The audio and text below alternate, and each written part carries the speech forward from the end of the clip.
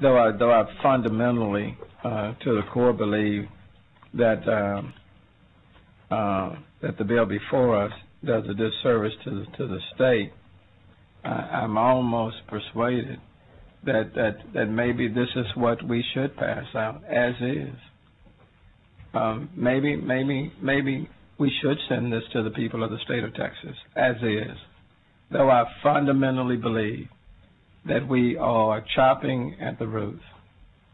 I do believe that the people in the state of Texas ought to have their say. And to the extent people believe that, then HB1 makes major reductions. And I am almost persuaded that HB1, as it is, need to pass out of this House, pass the Senate, and be signed by the governor. And let the people decide whether or not this is what they want. Because we have been here since 7 o'clock this morning. We're getting up early every morning. We're talking about the tremendous cuts and the impact that it's having. And I know people get tired of us saying the same thing. So, Mr. Chairman and members, I am almost persuaded that HB1 in its present form should leave out of here, go to the floor of the Texas House, and go to the governor, that the governor put his signature on it, and then that the colleges and universities, parents, medical providers, let them have their say, if people feel so strongly about it. And let's be done with it, and then the rest of us can sleep late at night. In the morning, I can return to my law firm and work to take care of my daughter and my mom, who has Alzheimer's, who's going to need all of her children working for the providers. Because the reality is we all have stories that we can tell. Every last one of us. So, Sylvester, I may need that motion, so keep we have one member of our subcommittee who's done that from the beginning. But let me be very clear. I believe it is fundamentally a mistake for this budget for the people of the state of Texas. I fundamentally believe it. Will not vote for it. Okay, but I am persuaded. I'm almost persuaded that sometimes you got to give people what they think they want. And I come from a household, like my mom and dad used to always say to their 9 kids, I can tell you only so much. But sometimes you all need to learn for yourself. And so the tough love is to let you go on down that road, if you think you know what's best. And I think this bill is one of those times. Then if this is what people say people want, give it to them. Well, I'm Mr. Chairman, if I might. Yes. I'm a little I am somewhat confused because I know last session and the representative from, I guess, Corpus, Mr. Sir? Torres. So, Mr. Torres, you're from Corpus? I'm from Corpus, yes. Okay. I just remember last session that the Chamber of Commerce of Corpus and a whole bunch of other leaders from Corpus were up here, and their number one priority was the establishment of new programs at Texas A&M Corpus Christi.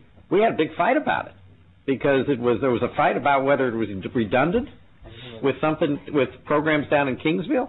It was a big deal. Members got cut up on the floor over it. People were arguing about it.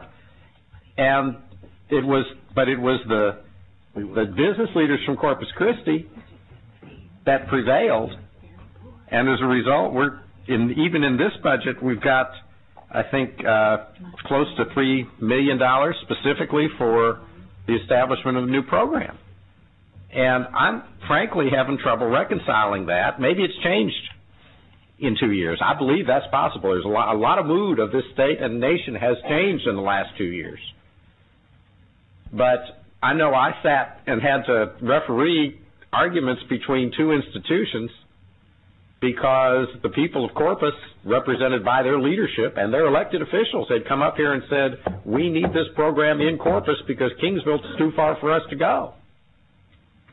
And they don't have exactly what we want. And so that's where I get stuck in this, and I've been doing, and I'm not picking on you except that you raised the question. Our committee has struggled with a lot of programs like that throughout the higher ed budget. And almost every time we talk about one that we look at and say, well, why are they doing that?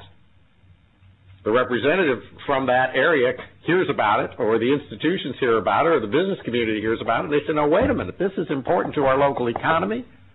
This is important. This brings jobs. This brings new educational opportunities. And you've got to help as a state because it's going to be of benefit to the whole state if we do this. And so we get caught in the middle, and we all only represent our own district, and we know what's important in our own district. We don't know what's important in Corpus Christi, except we try to listen to those people. And so I don't quite know what you would recommend to our subcommittee, because my folks are concerned about taxes too, and yet I don't remember the percentage, but a large portion of what's in higher ed are things that go beyond just the very core mission, because they are important to their local communities. And so I assume you're not telling us that we ought to cut the engineering program, even if it would save money for the taxpayer to the people of Texas, are you? I think, if you'd like to, or we'll move on. Well, I'd give him the opportunity to answer it, and I'm sorry, I said I was cranky a half hour ago. That's all right. And so I say, you've just given the opportunity to ask the broad question. Thank you for asking the question. God bless you.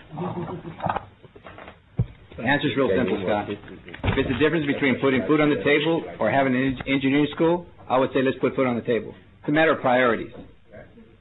That's my answer. And I do have a suggestion.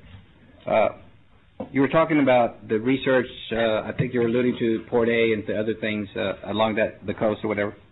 Well, I have a suggestion. If you're going to focus on questioning the issue of research, then how about all those tenured professors that make six-figure salaries that are doing research?